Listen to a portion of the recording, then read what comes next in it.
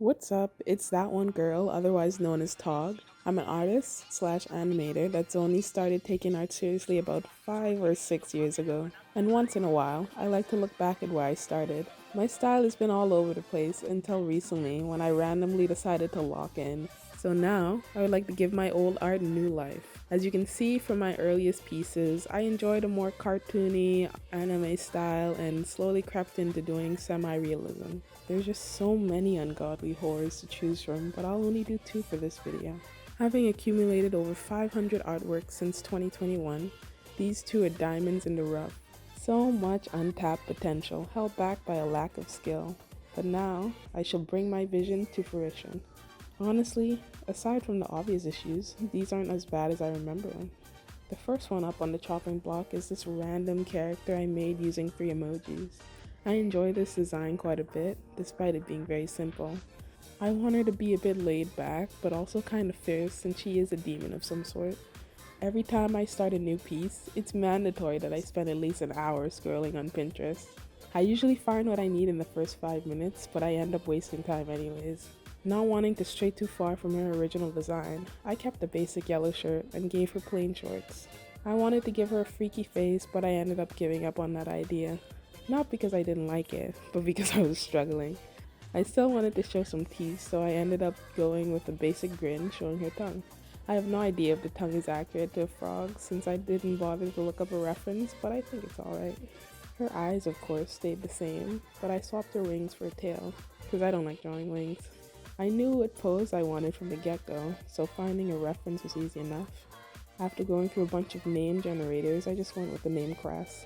I was thinking of the name Bale, but maybe it could be her true name or something like that. I wanted her to have a mischievous energy, like the demon emoji from the original image. Nothing too crazy since she's chill.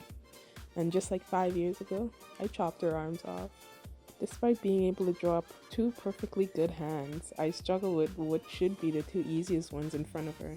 Imagine if you were able to meet your OCs. Would they immediately start beating you up for all your transgressions? I know mine would. Here's a bit of backstory. She's a trickster that can be spotted near ponds and other small bodies of water. With a love of large fish and land animals, Cress likes to make a scene wherever she goes, scaring those who find themselves too far into her territory. Having escaped the underworld, she does not need to be summoned to appear in places no demon is meant to be. At this point in the process, I usually switch my brain off and just render mindlessly. I believe I spent about 5 hours on this. I wish I added a background, but I've come to realize I need to plan that out beforehand. But I suck at planning, so it's a movable object meets unstoppable force.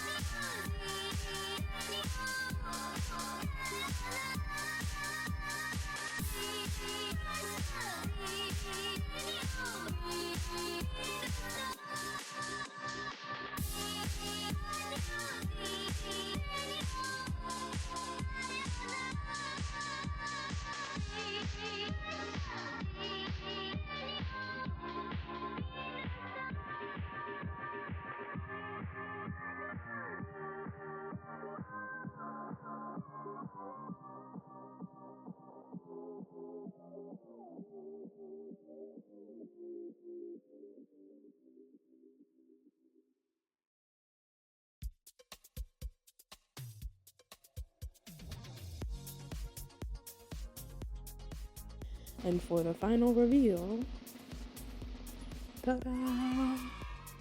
I really liked how this came out. I'm sure a slightly younger me would be proud.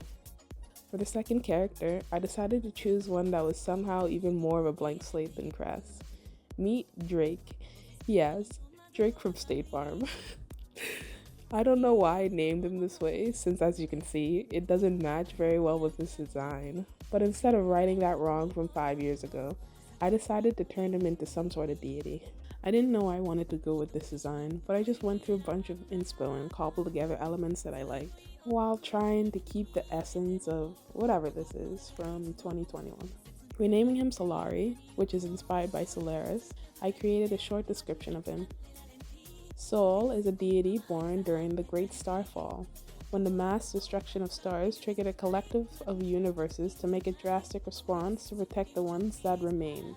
Upholding the natural order as his presence grows less and less necessary, he begins to interact with those below. Becoming familiar with many people and cultures, he learns to appreciate the smaller things, as love is just as important as 1,000 stars.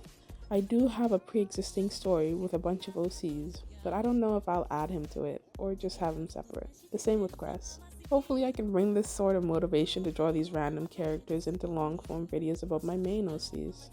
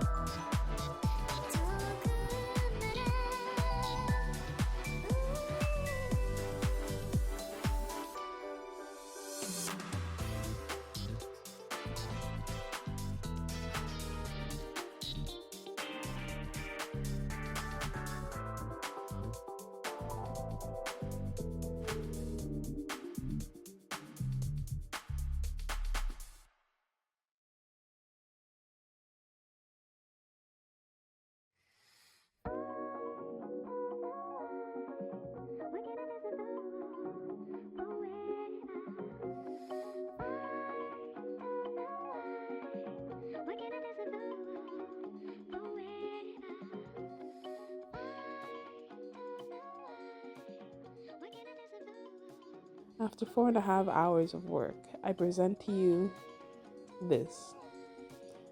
I really like this one. As kids these days would say, I cooked. But that was everything for today.